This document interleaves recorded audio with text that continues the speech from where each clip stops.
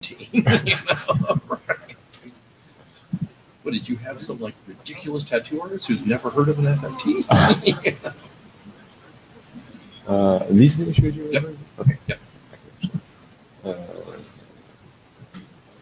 Join. Okay. So each of them says, I think they should be in the other document. That's fine. We can like just. Okay, so we'll just do that for. Oh, did you actually open all three, or? I opened issues for the Martin's draft. Got it. Your draft. Yeah. Tutorial. Okay. Cool. And then Yep. Oh, I just put those up. Oh, I see. You want to get the other two. Yeah. Yeah. Or the other one. Okay. Cool. Make sure we can see the slides.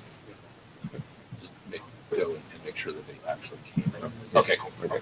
Yeah, I actually trust that much. all right. Okay, Excellent. we're good.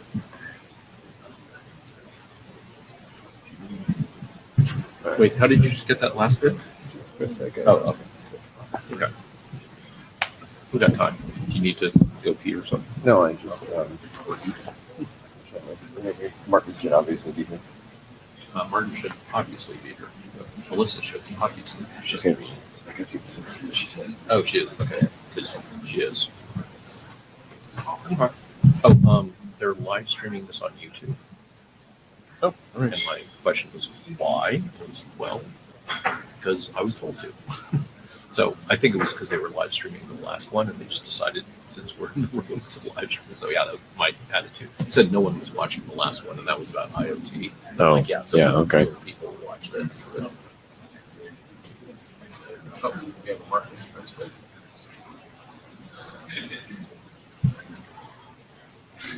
We should have a very short agenda, so I'm gonna.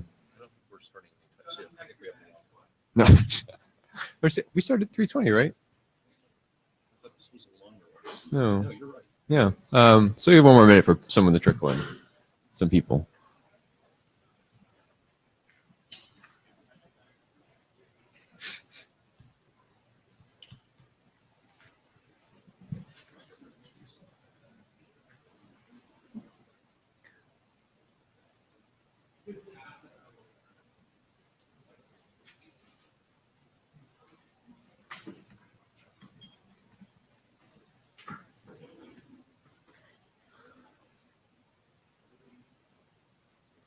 All right, why don't we get started? Hello, everyone. This is the Git working group. Thanks for coming. Like I said, hopefully this is pretty short, but you never know how these things go. This is the note well. You've probably seen this several times before, so if you're not familiar with it, please take a look and try to abide by it, or don't try. Do. Some administrative things. So the blue sheets are going around. Please fill them out if possible. Or yeah, do we have a JavaScribe? Anyone willing to volunteer? Thank you, Rich. Minute taker.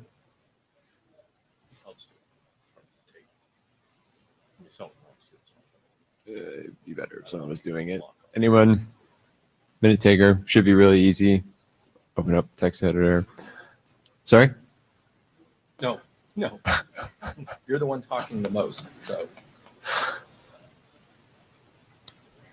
Don't welcome. No one in this room. So. Minute taker, anyone? I hear Sean. Sean Turner. Will you be willing to take notes? All right, thank you. This is the agenda. If you have any comments on it, like to change things, please let us know. But otherwise, this is heavy. So basically, since it's not clear, everyone normally does agendas by putting draft file names.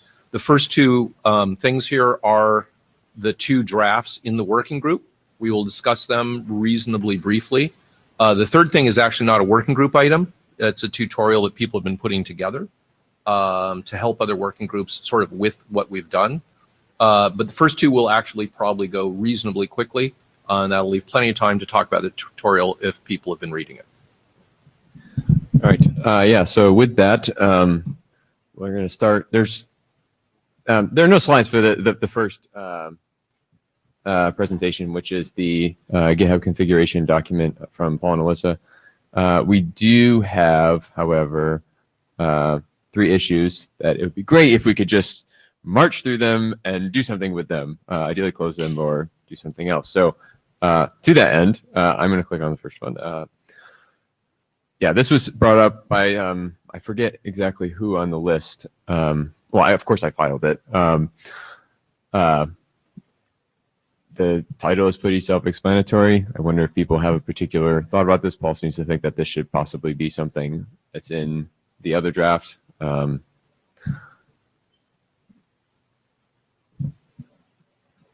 Martin Thompson, I'm happy to put this in that other draft or accept a pull request that would do the same. Excellent. I think this is perfectly appropriate. There's a section there on using continuous integration in order to produce draft things, adding that not only do you produce the draft, but you produce a diff with various things would be perfectly reasonable. Great. Yeah. So I will make, I'm not going to do it here because we're not signed in, but yes, I will file the issue on the other document. And then we can just, maybe I'll just submit a pull request. It's a one sentence change. Yes. So I think we can do that. All right, great. It is resolved. This is one, Martin, you filed. But I actually from Mark, do you want to speak to it? So this is Mark's one. We moved Mark's issue. I can probably speak to it briefly. A lot of documents have a brief note at the start of them that explains what it is that the document is doing, where to discuss it, where to find the repository, where to file issues, that sort of thing.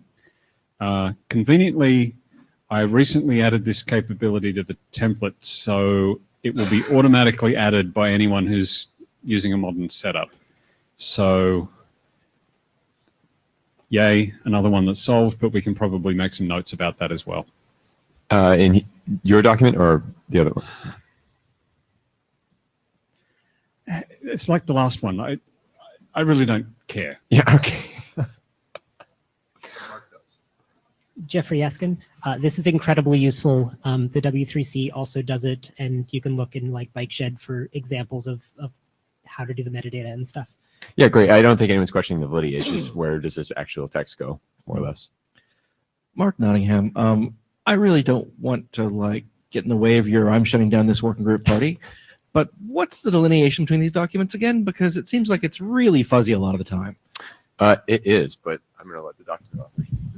So the document that we're discussing is what is the tooling that the IETF should be doing to help working groups use GitHub.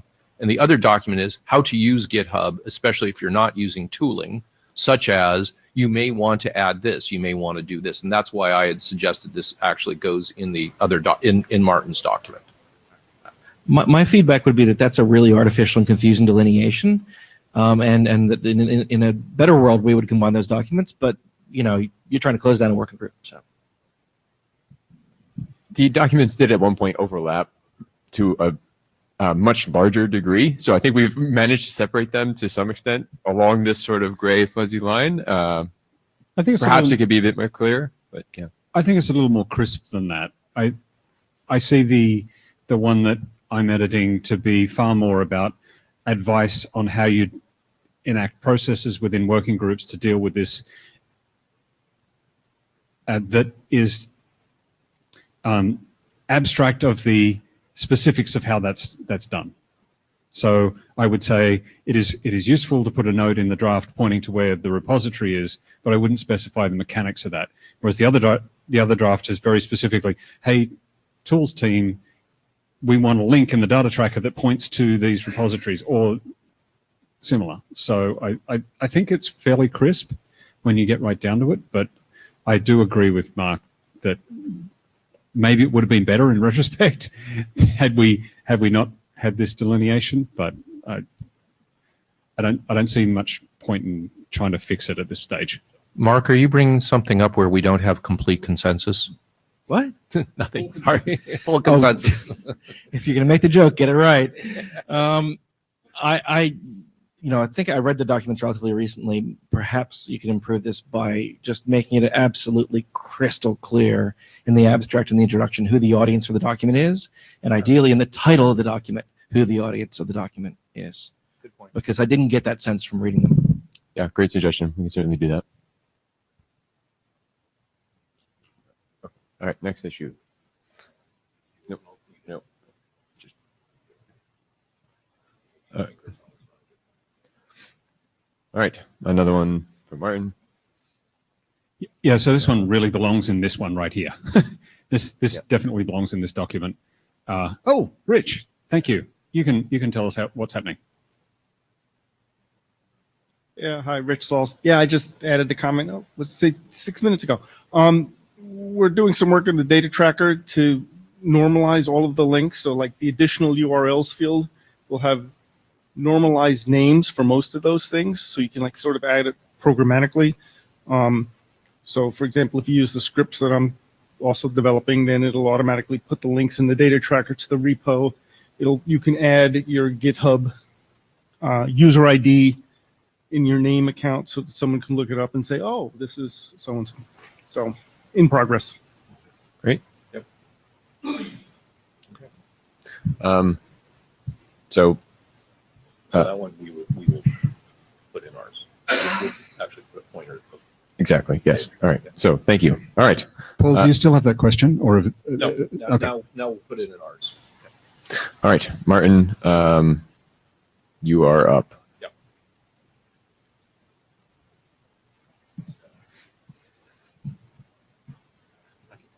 Sure. So one of the kind of long-standing issues that we had with the sort of more abstract document was how this fits into the existing standards processes and BCP 9 and is it 25? I've got 2 slides on this. Yeah, 25. There you go. I always forget that one. How much this sort of has to consider how it fits into that broader picture. This is just my proposal for these ones. If anyone wants to disagree with me, I'd be happy to discuss that. But I don't think that this document relates to BCP 9. I went through it in a little bit of detail, and it talks primarily about the process by which the IETF decides to turn internet drafts into standards, not the process by which the internet drafts get hammered out in the working group. And so my suggestion is that we don't deal with BCP 9 at all in this particular document. Does anyone have a different understanding of the purpose of that document and would suggest that we do otherwise? Okay, I see some thumbs up. The next one, we already cite BCP 25, which is the working group process document.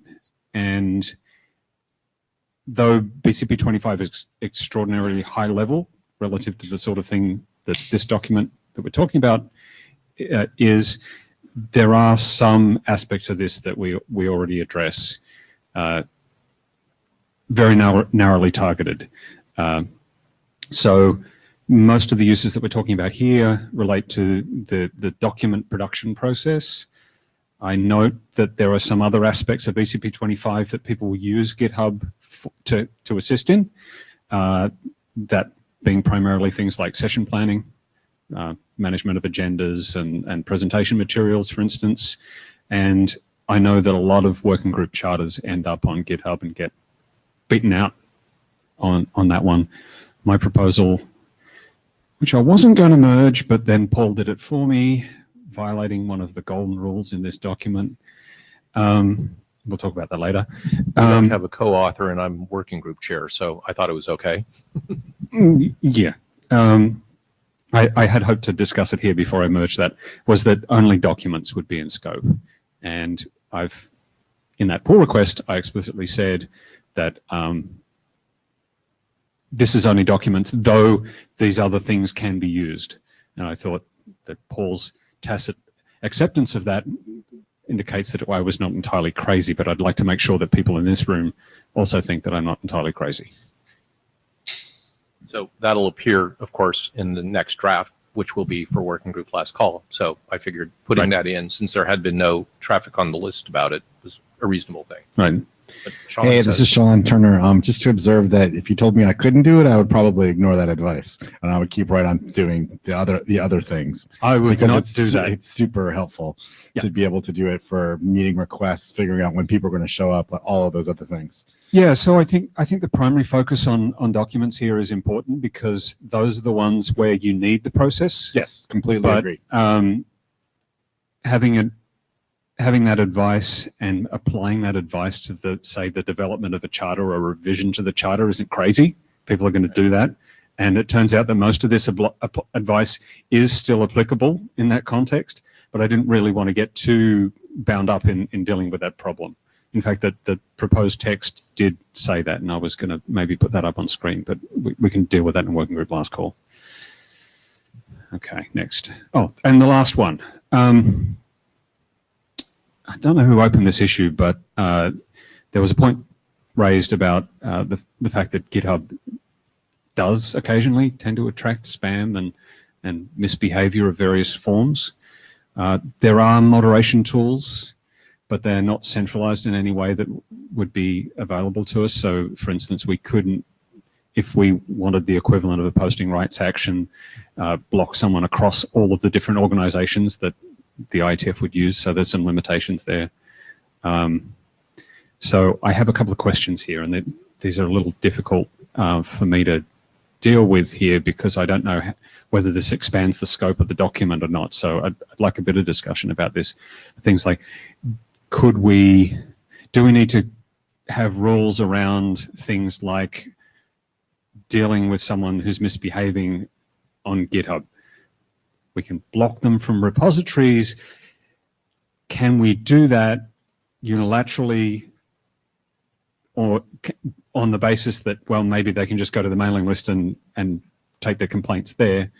Or do we have to have these repositories and all the things associated with them operate under rules that are similar to the mailing lists themselves? And to what extent do we need to support whatever actions that we take in that with tooling and whatnot?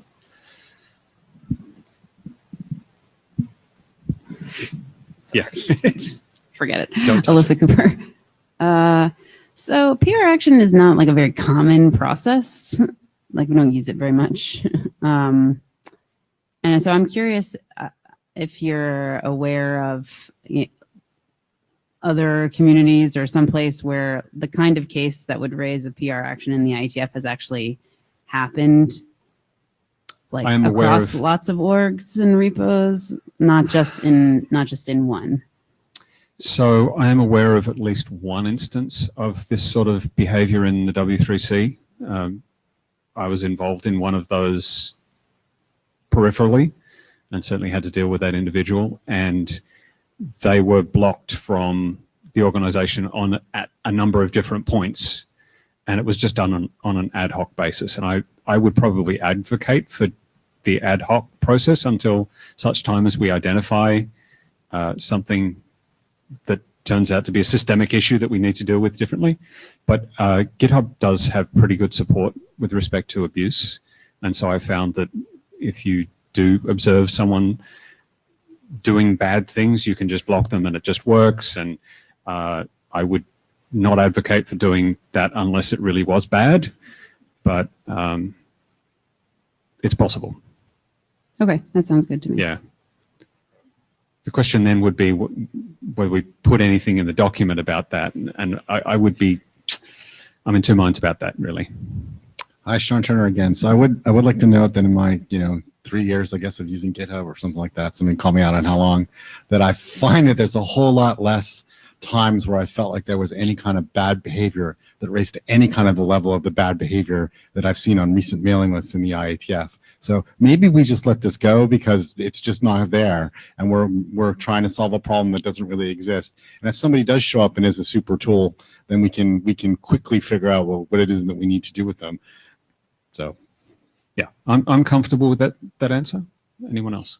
This is Barry Leba. I'm comfortable with that answer. Also, I think what makes sense is to, yes, treat GitHub as a mailing list, not for the purposes of a PR action, for the purposes of abuse mitigation in general. And just whatever you can do with a mailing list, you're allowed to do with GitHub, and just leave it at that. And we need to say nothing more. Yeah, Rich Stalls, I agree. I used to run the OpenSSL repo on Git, and it got more than its share of harassers. And, you know, it's not a big deal. You just close their PRs and move on. And let's remember, we also have the working group chair's mailing list. So if this comes up later, it's not like we need to rev the RFC that's coming out of this. The working group chairs talk among themselves, and someone would say, how do I do this? And things like that. You know, So I think the conclusion here would be that we don't put anything in this draft on this topic, and we deal with it using the existing support infrastructure that we have. I think that's a pretty sensible outcome. It's based heavily on people. So, which is based heavily on people, and this is a people problem. Yep. And like Sean said, this is not a problem that's really been a major problem in the past. It was worse in the case that I identified at the W3C, and it required a little more process than I think, you know, just closing their PRs would suggest. And I'm sure that Rich has had similar experiences himself, but I think we can manage that. Yep. That's all I had. thank you. So yeah, we deal with the issues accordingly, and looks like that document is mostly ready to go. Everyone, please take a look at it and read it. Hopefully we can move it forward. Hang on. I guess we'll do the tutorial last. Yeah, fine. So yeah, so basically, I do have one question. Sure. Do you as chairs want a rev before we go to working group last call? Yeah, that I seems will get easy. your rev very shortly. Thank you. All right. So yeah, we're basically at a point now where both documents are fairly stable and mature, ready to move forward. At least the chairs think so. So we'd like to start working group last call for both of them right after this meeting ends, and we get Martin's updated version. Are there any objections to that? Great. I guess that now we go back over to the tutorial. So another thing that we've been working on sort of on the side, this is not, you know, a working group deliverable by any means. It's just something that we kind of put together to help people not familiar with GitHub or Git in general, and who might want to start using it to better contribute to working groups. So it, as the title suggests, a workflow or a tutorial for kind of getting used to these new technologies, what the terms mean, what the typical workflows are like. The link, I should provide a link, but you can find it on the GitHub repo org page for this working group. I can send around a link to the mailing list as well for people to read. Be useful if the folks in this room who are interested in sort of helping improve this content, go through it, provide feedback. As the document suggests, that you can provide feedback on the GitHub repository that hosts this particular tutorial. It went around on some other threads earlier this week, so I believe other people in the IETF are looking at it. Not gotten any kind of signal as to whether or not it's been useful, but hopefully it's caused, or hopefully hasn't caused too much damage and hasn't confused anyone.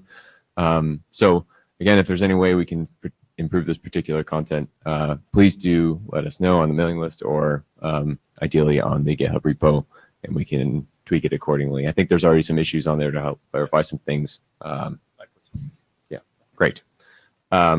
So with that, the last question for the group, tutorial, like I was saying, is not technically a deliverable for the working group, but there are like various tools and things that have come out of the development of these documents, including updates to Martin's template tool. If there's is there anything else really that, the work group should spend some time on thinking and working on together as a group? If so, perhaps, I don't know, let us know at the mic or on the mailing list. There are suggestions for things and tools that might be useful in one of the wiki pages. I should have brought the link up. Actually, I can do that right now while I'm speaking to it. And if folks feel so inclined in doing some of these things or commenting on them, that would be lovely. But again, none of it is required. It's mostly just, suggestions for interested parties to work on things that might help the community. So with that said, unless there's anything else, Sorry. So the current thoughts for timing is Martin will turn in a new draft. We will start working group last call. Just given U.S. holidays and bits like that, we might take it towards the middle of December. It doesn't have to be a tight 2 week. During that time, if people have ideas for what they would want to see in a recharter of the working group or additional work, we can sort of have that discussion as well at the same time, because that might even tie into the two documents or one of the two documents. But barring that, or barring agreement that we should do that, then post working group last call, we would send them on to our glorious AD, and the working group would stay up through the deliberation of the ISG and then probably close down. Mailing list will stay up because it has a cute name that's quite attractive to people who have problems related to this.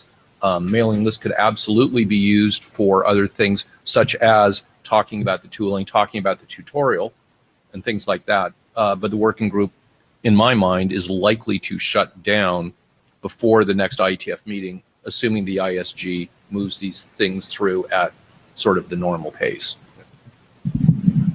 Alyssa, do you want to comment on anything, or does that mostly make sense? All right, great. With that, we can adjourn super early. Thanks everyone for coming. Last blue sheet? Yeah. We have one here. Is there another one out there? Great, thanks. Great. And if you haven't signed the blue sheet, either come up or go to the back. Yep. Thank you, everyone. Yep. Perfect, but close enough. Oh, are you serious? Is that why you're trying to get out of here? Well, I mean, I'm also, we don't really have any. No, I understand. Would you mind dropping them off? No, that's fine.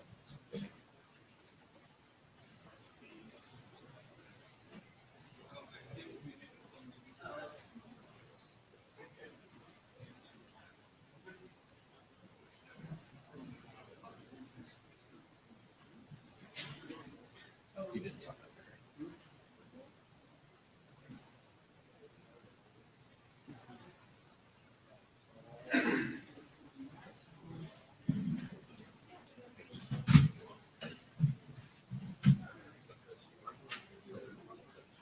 I'm sorry? Oh, it's on the front page of our GitHub repo. But I can just, let me see. I think we might have actually had it on. You know what? It's on. Are you on the mailing list? No. Okay, so let me see if I can just put it up now. If I did this correctly. Hang on.